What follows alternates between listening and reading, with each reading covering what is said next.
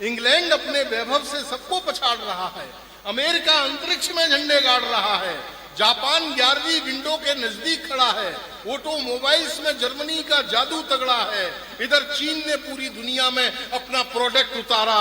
एक हम भारतीय हैं जो मुंह में गुटखा दबाकर अभी तक यही पूछ रहे हैं कि कटप्पा ने बाहुबली को क्यों मारा। दो विधवाएं आपस में बातचीत कर रही थीं। एक विधवा ने दूसरी विधवा से कहा, मुझे तो इन सुहागिनों को देखकर तरस आता है, इन सुहागिनों से अच्छी तो हम विधवाएं हैं, कम से कम हमें पता तो है कि हमारे पति कहाँ हैं।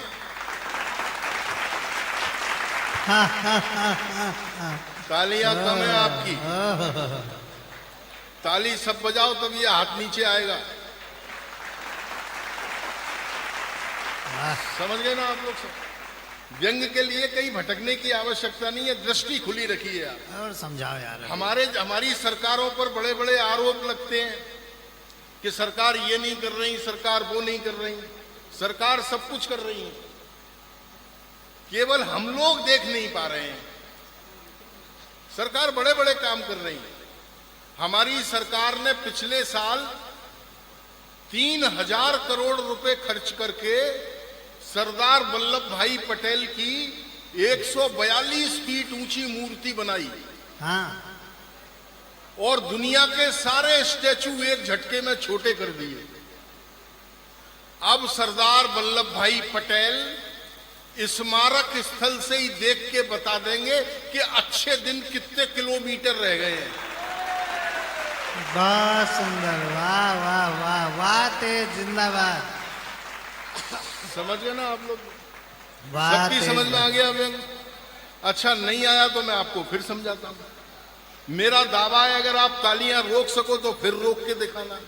हाँ। पिछले दिनों हमारे यहाँ एक वाइल्ड लाइफ का बड़ा पत्रकार आया था जिसका नाम था बियर गिल्स। मेरे पे तो उसका नाम भी नहीं बोला जा रहा। हाँ। वो बियर गिल्स आया था जंगल सफारी में, उसके साथ हमारे प्रधानमंत्री जी घूमे थे। तो बियर गिल्स के साथ जब प्रधानमंत्री जी जंगल में घूम रहे थे तो अचानक एक खूंखार शेर सामने आ गया। तो बियर गिल्स ने कहा, मोदी जी अगर अचानक जंगल में खूंखार शेर सामने आ जाए तो आप क्या करोगे?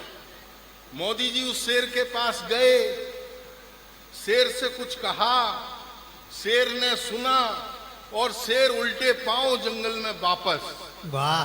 बियर गिल्स हैरान, बोले यार मोदी जी ये बताओ आखिर इस शेर से क्या कह दिया कि ये वापस जंगल में चला गया?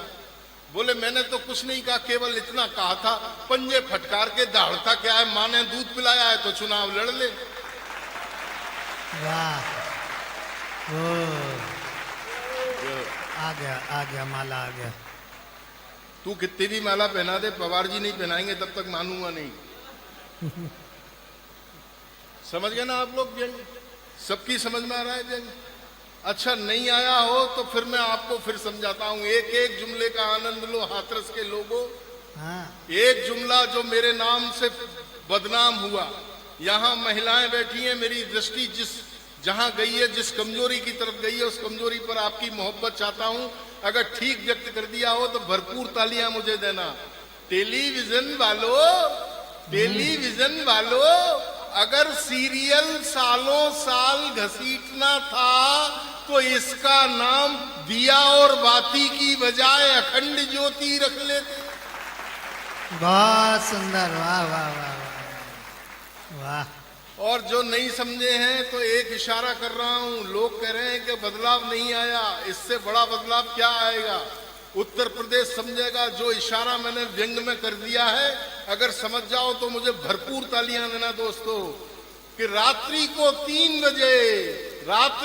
3 बजे कवि सम्मेलन से लौटने के बाद मैं घर पहुंचा, श्रीमती जी से कहा मुझे खाना परोस दो।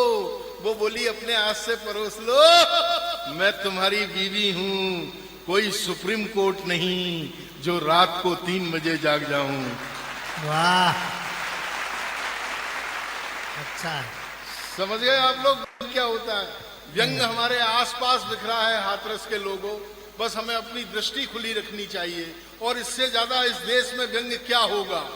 हमने पिछले 10 साल एक ऐसे प्रधानमंत्री को भुगता जो कुछ बोले नहीं, और अब ऐसे आ गए हैं जो दूसरों को नहीं बोलने दे रहे।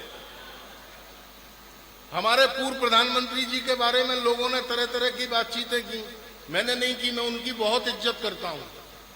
इज्जत इसलिए करता हूं कि हमारे पूर्व प्रधानमंत्री माननीय मनमोहन सिंह जी देश के एकमात्र ऐसे कामयाब प्रधानमंत्री थे जिन्होंने 10 साल बिना कामयाबी के निकाल दिए। वो लाल किले से जब भी भारत को संबोधित करते थे तो केवल वे ही समझते थे कि वे भारत को संबोधित कर रहे हैं, और भारत समझता था कि पार्टी की तरफ से माफी मांग रहे हैं। और दोस्तों, एक लाइन का व्यंग यहां अगर पत्रकार बैठे हों, आज के कवि सम्मेलन का शीर्षक आपको सौंपता हूं, एक लाइन का व्यंग अगर समझ में आ जाए तो मेरा मन रखने के लिए भी तालियां बजाकर मेरा समर्थन करना। इस देश का इससे बड़ा दुर्भाग्य क्या होगा, इस देश में इससे बड़ा व्यंग क्या होगा कि सूर्योदय लाने का वादा वे लोग कर रहे हैं जिनकी खुद की पार्टी के चुनाव चिन्ह लालटेन है। वाह, समझ गए आप लोग व्यंग?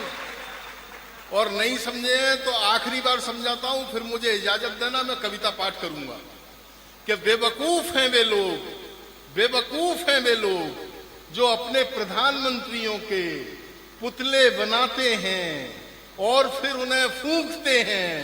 हमें देखो, हमने पुतलों को प्रधानमंत्री बना के देश फूंक दिया। बहुत सुंदर, बहुत तेज, वाह। तालियां कम है, जरा जोर से बजाओ तालियां। ये है व्यंग, ये है दृष्टि, लेकिन फिर भी आप लोग सब मस्त रहिएगा। ये हिंदुस्तान कल भी जिंदाबाद था, ये हिंदुस्तान आज भी जिंदाबाद है, और ये हिंदुस्तान कल भी जिंदाबाद रहना है। प्रगल्भ जी, अगर कुछ बिगड़ा है तो इस देश में ये बिगड़ा है कि मैं खुद बिगड़ा हूं। सही बात है, सुधर। मैंने अगर खुद में सुधार लाना शुरू कर दिया तो ये देश अपने आप सुधरना शुरू हो जाएगा, क्योंकि कहीं ना कहीं मैं भी अपने आप में एक हिंदुस्तान हूं। इसलिए इंग्लैंड अपने वैभव से सबको पछाड़ रहा है, इंग्लैंड अपने वैभव से सबको पछाड़ रहा है। अमेरिका अंतरिक्ष में झंडे गाड़ रहा है, जापान 11वीं विंडो के नजदीक खड़ा है, ऑटोमोबाइल्स में जर्मनी का जादू तगड़ा है, इधर चीन ने पूरी दुनिया में अपना प्रोडक्ट उतारा। एक हम भारतीय हैं जो मुंह में गुटखा दबाकर अभी तक यही पूछ रहे हैं कि कटप्पा ने बाहुबली को क्यों मारा।